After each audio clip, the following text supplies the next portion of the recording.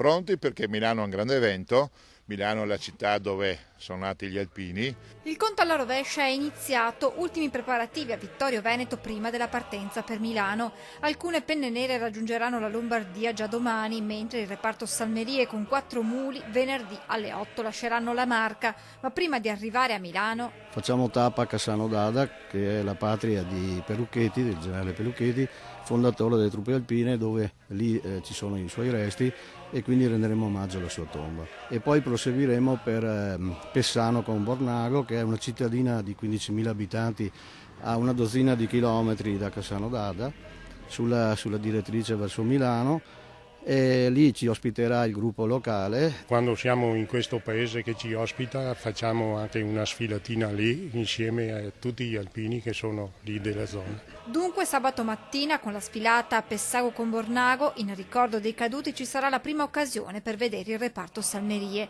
Le penne nere e i muli raggiungeranno poi la caserma Montello a Milano destinata al reparto. Il giorno dopo l'emozione del grande sfilamento. Alle 11 attesa la partenza della sezione vittoriese delle Salmerie, che auspicano un'accoglienza calorosa da parte dei milanesi. Il reparto Salmerie con i muli è sempre stato applaudito ogni minuto che passava. E dopo il muro è un'altra cosa da sfilare. Comunque dai, speriamo in bene, speriamo che ci sia il calore di Milano, come sempre anche per gli alpini. Viva il corpo, viva il